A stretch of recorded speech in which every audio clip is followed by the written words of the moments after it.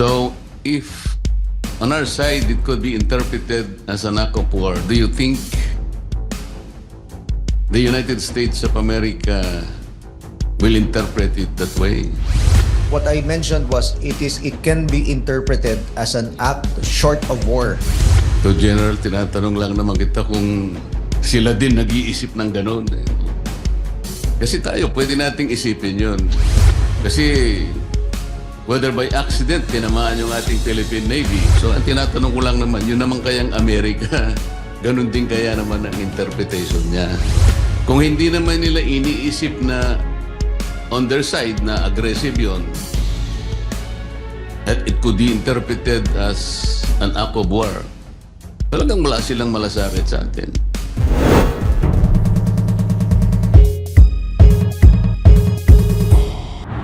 General Browner, you were interviewed by the media in connection with the latest bullying of China when a resupply mission was tossed down by the Chinese Coast Guard.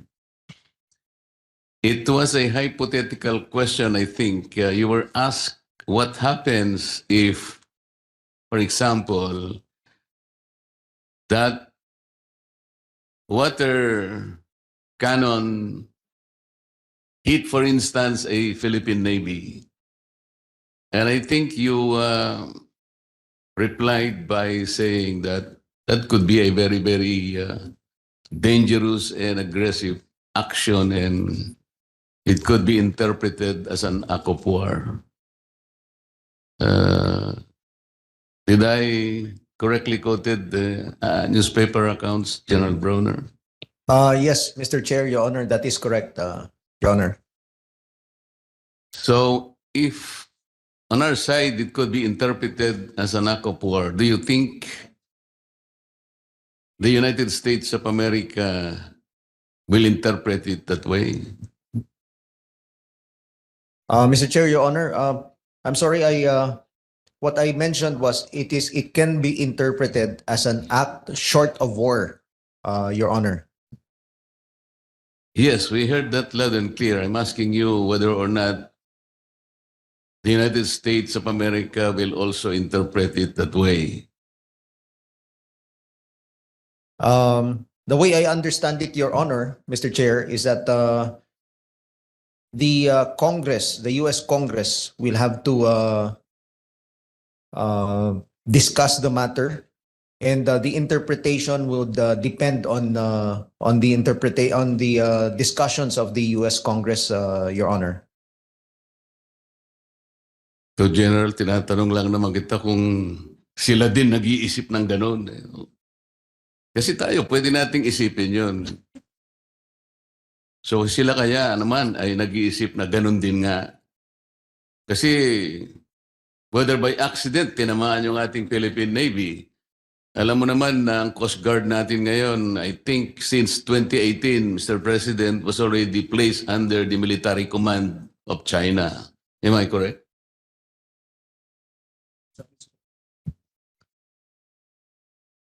I am not aware of this, Mr. Chair, Your Honor. Yeah, it's 2018.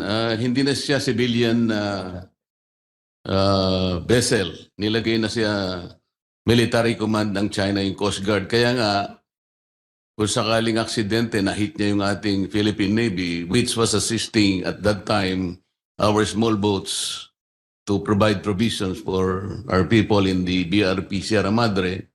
Eh talaga namang, tama ka naman doon nung sinabi mong could be interpreted as an act of war. So ang tinatanong ko lang naman, yun naman kayang Amerika, ganun din kaya naman ang interpretation niya. It's a very, very important question kahit na kung sakasakali, kung hindi naman nila iniisip na on their side na aggressive yun, that it could be interpreted as an act of war, talagang wala silang malasakit sa atin. Di ba? Kasi meron tayong military mutual defense treaty. Tayo as their partner, ini-interpret natin na huwag nyo naman kaming ganunin. Pinanatan mo na yung Philippine Navy namin. It's an act of war. So tinatanong ko lang sa iyo, General, sila kaya iniisip nila, is it also an act of war sa kanila? Mr. Chair, Your Honor, as of now, I have no idea as to whether the United States would also have the same interpretation, Your Honor. Kasi kanina sinabi mo, General, na you even invoke the Mutual Defense Treaty na ito yung pinagmumulan ng basis natin why we can do a joint patrol in the West Philippine Sea. Diba? Yes, Your Honor. So maganda sana kung, is it possible, will there be an instance na ma-size up mo naman yung counterpart mo from the US? Ikaw ba nga mo? Hindi mo ba ini-interpret yung pusakaling tamaan yung aming Philippine Navy?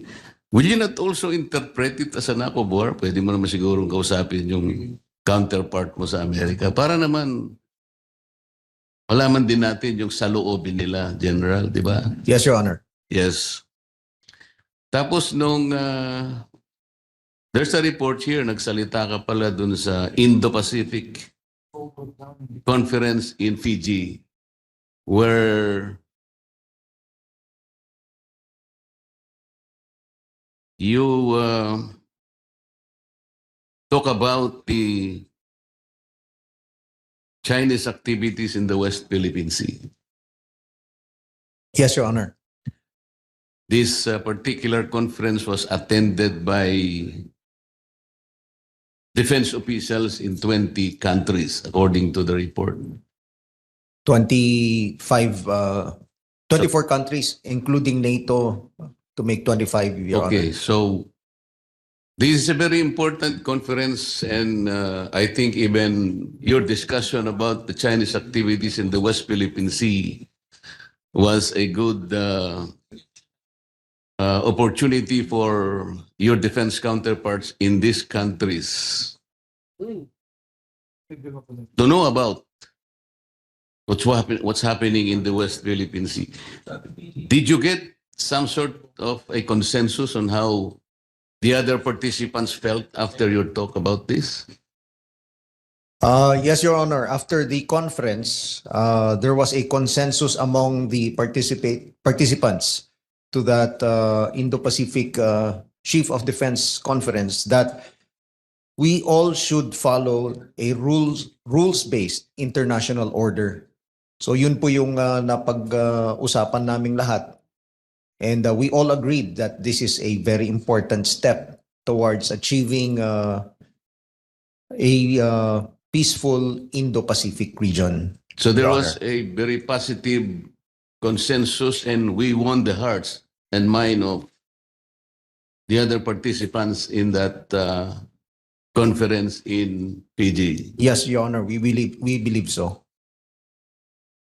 At tama rin naman yung binanggit ni Senator Tol kanina na siguro huwag na tayong magpadala ng mga officials natin sa yung mga military exchange. Parang ang tama din ang sinabi ni Senator Tulfo na parang sinasampal naman nila tayo sa ginagawa nila yon.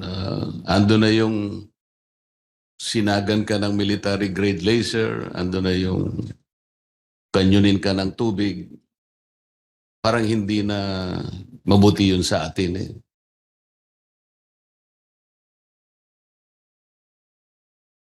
Alam mo, General, nung nagkaroon din kami ng pagkakataon makapunta ng China, they invited a small group of party list in Congress. Como inimbita naman nila kami, nagpa-unlock naman kami. I think that was in 2018. I had a chance of meeting the chairman of the International Committee of China. He's a ranking member of the Chinese Communist Party. And I can still vividly recall his first statement he made when he met our group. Ang sabi niya, although in Chinese, at ini-interpreter may interpreter siya, sabi niya, your most distant relative is no better than your closest friend. That was the opening statement. So, sabi ko, Mr. Chair, sabi ko sa kanya, our country and our people also subscribe to that proverb. That there's one more proverb or an adage which is more applicable and relevant between our countries. That strong fences make good neighbors. And he looked straight into my eye. Tinignan ko din siya.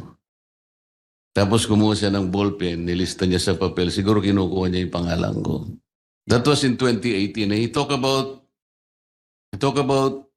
camaraderie, friendship, respect, fellowship, amity, charity, humanity, and brotherhood.